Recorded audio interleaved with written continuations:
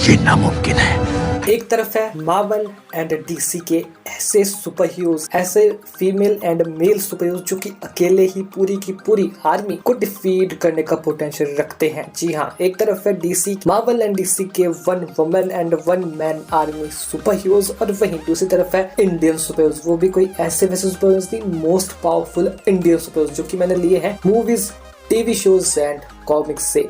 So yes, video आज की बहुत ज्यादा इंटरेस्टिंग होने वाली है। सो हेलो दोस्तों, क्या हाल चाल है आप सभी के। मैं हूं आप सभी का दोस्त एंड होस्ट साहिल कपूर।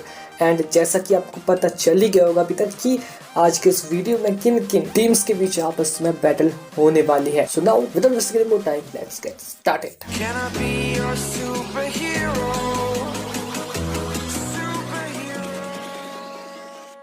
दोस्तों, वीडियो में आगे बढ़ने से पहले जैसा कि आप सभी को पता ही है कि मेरी आप सभी से सिर्फ एक ही रिक्वेस्ट रहती है कि अगर आपने अभी तक चैनल को सब्सक्राइब नहीं किया तो यार कर देना। साथ में जो बेल आइकन दिख रहा है ना, उससे भी प्रेस करके ऑल पे सिलेक्ट कर देना अगर ऑलरेडी सब कर लिया। So thanks. नाउ अब बात करते हैं बैटल की। सो पहले तो बात कर लेते हैं कि वन वुमेन आर्मी में एंड वन मैन आर्मी जो मार्वल एंड डीसी के सुपर हीरोज में आती है वो कौन कौन है। वन वुमेन आर्मी में आती है she Hulk, Wonder Woman, Wanda के Scarlet Witch, Captain Marvel and Jane Foster. वहीं जो वन मैन आर्मी है उसमें आते हैं हल्क या कहीं professor Hulk, Thor, black Adam, doctor strange and Superman. अब अगर बात की जाए इंडियन सुपर हीरोज की जो मैंने यहाँ कंसीडर की है वो कौन कौन से हैं, तो वो है फ्लाइंग जेट, क्रिश, सुपर सिंह, जीवन, रोबोटिक, चिटी, नागराज, शक्तिमान शक्ति, बालवीर, मिन्ना मुरली। तो चलिए शुरू करते हैं यहाँ पे सब बैटल को। सुनाओ, अब शुरू करते हैं फर्स्ट बैटल से जो कि होने जा रही है शी हल्क वर्सेस रोबोट एके चिटी के बीच में। तो देखो, जो शी हल्क है, हाल ही में शी हल्क की एक वेब सीरीज आई है, उसमें शी हल्क हमें देखने को मिली है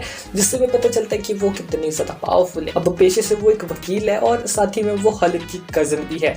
और एक एक्सीडेंट में, एक कार एक्सीडेंट में जो हल्क का या कहीं ब्रूस बैनर का जो गामा रेडिएशन वाला ब्लड होता है वो शी हल्क के अंदर भी चला जाता है, उसकी बॉडी में चला जाता है, जिस वजह से ऑब्वियसली वो बन जाती है शी हल्क। और हाँ, उसके पास हल्क जैसी ही स्ट्रेंथ, स्पीड एंड ड्यूरेबिलिटी है, बट उसका अपने आप पर कहीं ना कहीं एकदम से पूरा काबू होता है, जिस वजह से वो स्ट्रॉन्ग होने के साथ में इंटेलिजेंट भी लगभग कह सकते हैं कि है। और इस बैटल में रोबोट के अगेंस्ट उसकी स्ट्रेंथ ही काम आने वाली है, क्योंकि रोबोट एके चिटी जो है ड्यूरेबल काफी हद तक अच्छा खासा है, पर है तो एक रोबोट ही ना। और साथ ही में जो शी हल्क है वो उसको इजीली ब्रेक कर सकती है, क्योंकि वो कुछ ज्यादा पावरफुल मेटल से नहीं बना है, वो सिर्फ लोहे का बना हुआ होता है ऑब्वियसली। नाउ बात करते हैं नेक्स्ट बैटल या फिर बैटल नंबर 2 की, जो कि होने जा रही है वंडर वुमन वर्सेस शक्ति के बीच में। तो देखो, ये जो टॉपिक है इसको मैं ज्यादा एक्सप्लेन नहीं करूंगा। अब क्यों ऐसा, इसलिए क्योंकि यार इसके ऊपर मैंने एक ऑलरेडी सेपरेट पूरी वीडियो बना रखी है, तो आप उसको चेकआउट करना। मैं आपको निष्कर्ष बताऊंगा कि इसका क्या निष्कर्ष होने वाला है। तो इसका जो निष्कर्ष है वो ये है कि वंडर वुमन वर्सेस शक्ति के बैटल में जो शक्ति है वो विन करेगी। मुझे पता है कि जो वंडर वुमन है वो एक डेमिगॉडेस है, वो कितनी ज्यादा पावरफुल है, और साथ ही में उसके पास उसके वेपन कौन कौन से है। साथ ही में जो शक्ति है, अगर आपको नहीं पता है तो उसे गॉडेस माँ काली ने खुद वरदान दिया, जिस वजह से उसके पास काली माता की शक्ति का कुछ अंश है, जिससे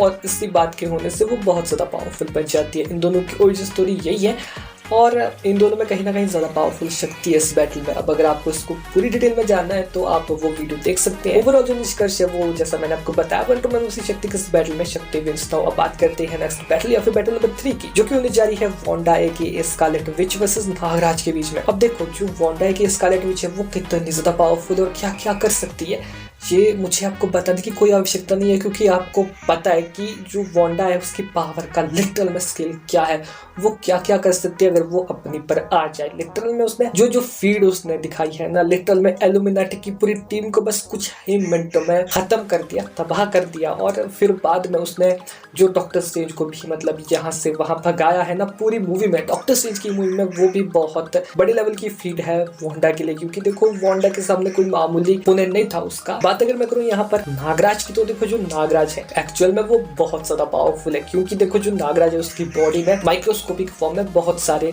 नाग रहते हैं और वो उनको अपनी बॉडी से बाहर भी निकाल सकता है। और उसे नागराज ऐसे ही नहीं कहते, उसका जो विष है, उसका जो वेनम है, अगर वो किसी को लग जाता है, अगर वो उससे किसी पर अटैक करता है तो वो उससे क्षण खत्म हो जाता है। जो नागराज का वेनम है, उसका जो एंटी वेनम है, वो सिर्फ कहीं ना कहीं नागराज के पास ही है। अब अगर वॉन्डा के स्कारलेट विच और नागराज के बीच में बैटल होती है तो हाँ, नागराज को जो वॉन्डा है वो दिक्कत दे सकती है उसकी रियलिटी रैपिंग की पावर की मदद से, जिस वजह से कहीं ना कहीं इस बैटल में जो वॉन्डा है वो नागराज पर भारी पड़ेगी। पर नागराज भी कोई मजाक नहीं है, पर कहीं ना कहीं जो नागराज है मुझे या तो ज्यादा उसकी फील्ड्स के बारे में नहीं पता, या फिर मैं पहले वांडा एक स्कारलेट विच को नागराज से थोड़े कम लेवल पर कंपेयर कर रहा था। पर ओवरऑल अब जो मुझे लगता है कि जो वांडा है कहीं ना कहीं वो इतनी पावरफुल है, उसको अपनी रियलिटी रैपिंग की पावर की मदद से वो डिफीट कर सकती है। अगर मुझसे ज्यादा किसी को पता है यहाँ पर नागराज के बारे में, जो कि मुझे लगता है कि हाँ किसी ना किसी को तो होगा, तो वो मुझे बताना कमेंट बॉक्स में, मुझे करेक्ट करना कि यहाँ पर मैंने गलती कर दी। नाउ बात करते हैं नेक्स्ट बैटल या फिर बैटल नंबर 4 की,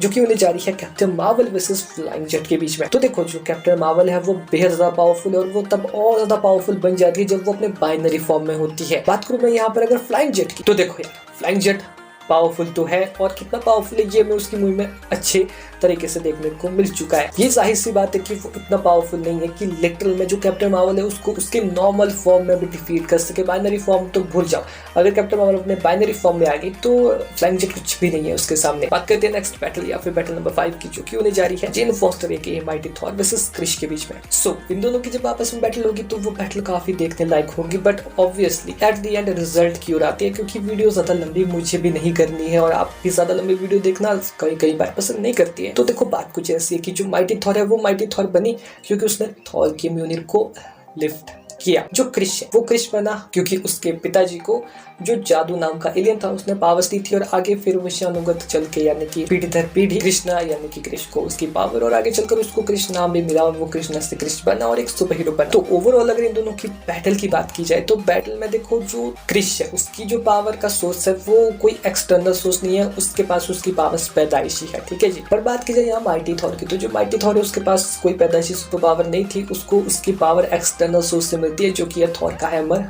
म्योनिर। क्रिश म्योनिर को लिफ्ट तो कर सकता है, जिस वजह से उसके पास भी थॉर लाइक पावर्स आ जाएंगी, और इवन वो इस वजह से यहाँ पर माइटी थॉर की पावर्स को भी सरपास कर जाएगा, क्योंकि उसके पास अपनी पावर्स के साथ में फिर थॉर लाइक पावर्स भी होंगी। तो हाँ वो बहुत सारा पावरफुल बन जाएगा क्रिश। पर एक्चुअल में इस बैटल में जो म्योनिर है वो किसका साथ देगा, क्योंकि वर्दी तो जेन फॉस्टर भी है, म्योनिर है वो यहाँ पर साथ देखा जेन फॉस्टर का। ऐसा इसलिए ऐसा क्यों, ऐसा इसलिए क्योंकि जो थॉर है वो बहुत पहले एन्चार्टमेंट, गलती से एक एन्चार्टमेंट लगा चुका था म्योनिर पर, जब उसने कहा था कि तुम जेन का ख्याल रखना, तो उसके इन्हीं शब्दों का जो एन्चार्टमेंट था वो लग चुका था म्योनिर पर। और ऐसा हमें देखने को मिल भी चुका है थॉर लव एंड थंडर में, जब जो थॉर है हमें देखने को मिलता है कि थॉर से ज्यादा कहीं ना कहीं जो म्योनिर है वो ज्यादा चूज करता है, यहाँ पर ज्यादा जगह चूज करता है जेन फॉस्टर को। तो हाँ देखो जब वो म्योनिर को छोड़ देगी तो उसका जो कैंसर है वो दुगनी तेजी से बढ़ेगा और वो एक तरह से खत्म ही हो जाएगी धीरे धीरे करके, जितनी बार वो म्योनिर की मदद से अपने आप को चार्ज अप करेगी। ओवरऑल अगर कंक्लूजन की बात करें तो देखो बैटल के दौरान अगर ऐसा हो गया कि कुछ देर के लिए म्योनिर दूर हो गया जेन फॉस्टर से, तो इस चीज का फायदा क्रिश उठा सकता है और जेन फॉस्टर को नॉकआउट कर सकता है, जैसा कि कैप्टन अमेरिका वर्सेस थैनोस की बैटल में देखने को मिला था। पहले तो थैनोस को बुरे तरीके से धोया था कैप्टन अमेरिका ने, पर जैसे ही थैनोस ने म्योनिर को दूर किया कैप्टन अमेरिका से, तो जो थैनोस है वो फॉर्म में आ गया और कैप्टन अमेरिका को नॉकआउट कर दिया बड़ी ही आसानी से। तो ओवरऑल बैटल को ज्यादा लंबा ना करते हुए जेन फॉस्टर एके माइटी थॉर वर्सेस क्रिश की जब ये बैटल होगी, इसका जो विनर निकल कर आएगा वो नो डाउट यहाँ पर क्रिश होगा। सो क्रिश विंस नाउ।